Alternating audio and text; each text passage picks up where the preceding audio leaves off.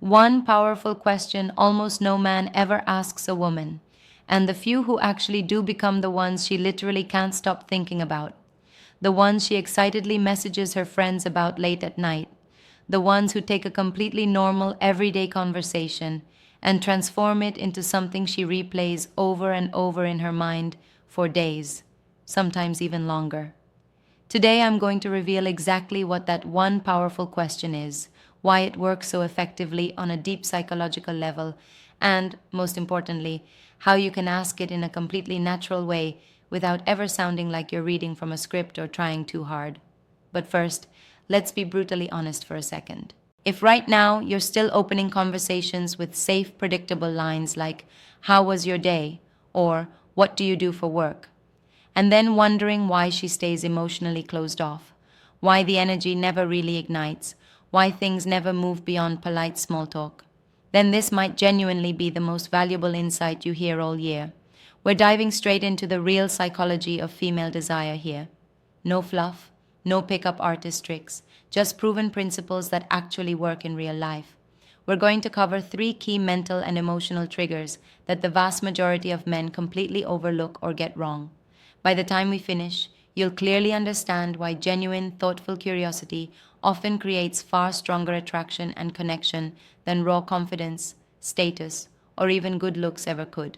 And the third trigger we'll discuss, that's the one that truly separates the men she quickly forgets from the ones who stay lodged in her mind long after the conversation ends.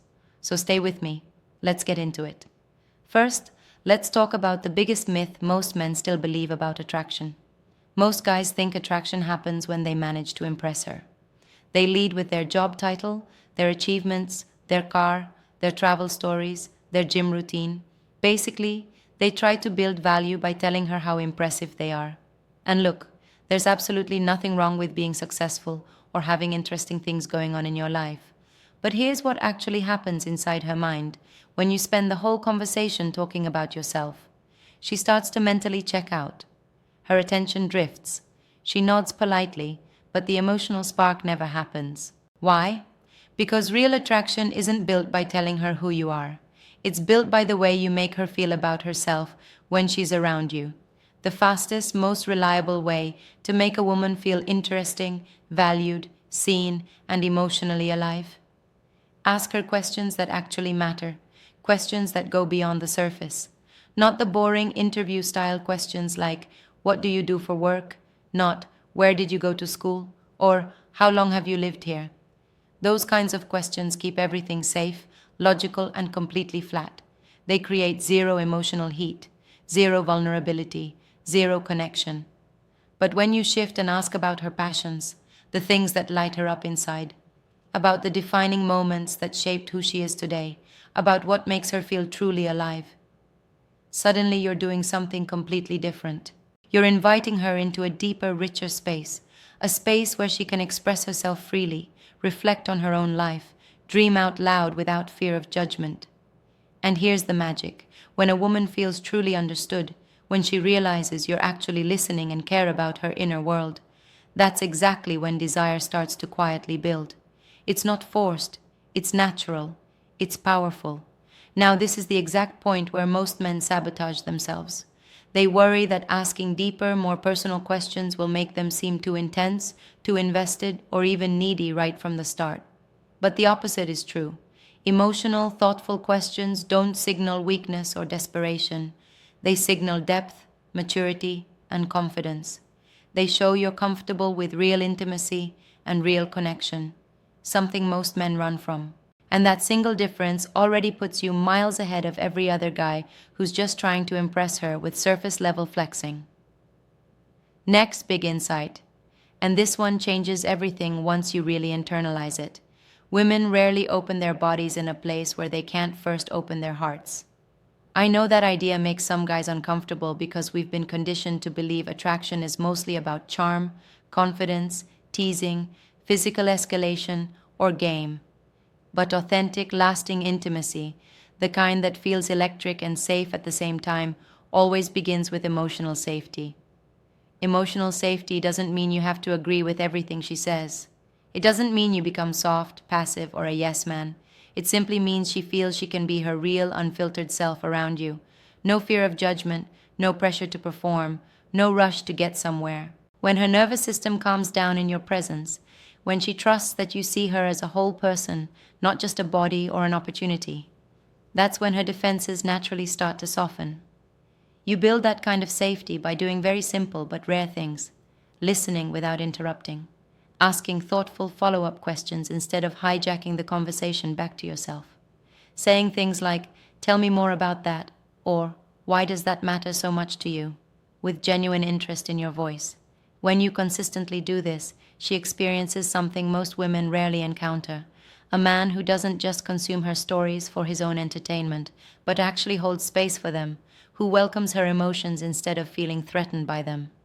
And that rare feeling, it transforms into desire, deep, magnetic, feminine desire. Now let's talk about the third trigger, and this one is absolutely crucial if you want to stand out long term.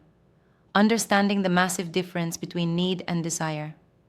Need pushes women away, sometimes without them even realizing why. Desire pulls them in, powerfully and naturally. When you enter any interaction secretly needing her approval, needing her to laugh at your jokes, needing her to text back quickly, needing validation that you're enough, she feels it. Women are incredibly attuned to that subtle energy of neediness.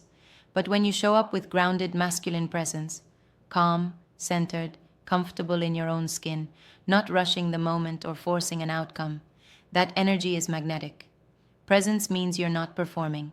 You're not auditioning for her attention.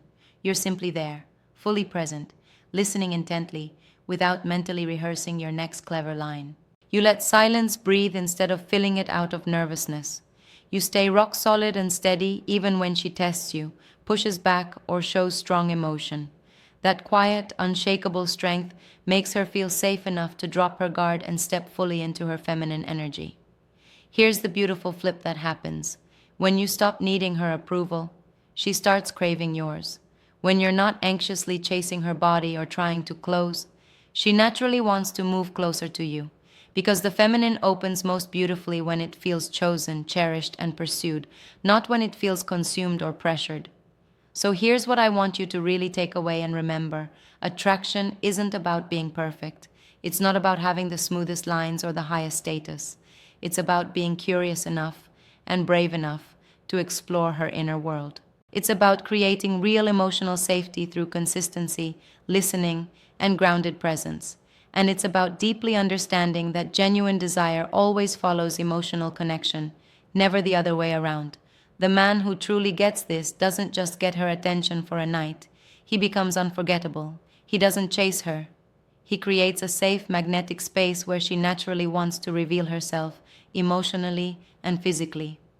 If this video shifted the way you think about attraction, connection, and conversations with women, do me a favor. Hit that like button if it resonated, subscribe for more insights like this, and drop a comment below telling me one question you're planning to ask differently from now on. I read every single one. Thanks for watching, and I'll see you in the next one.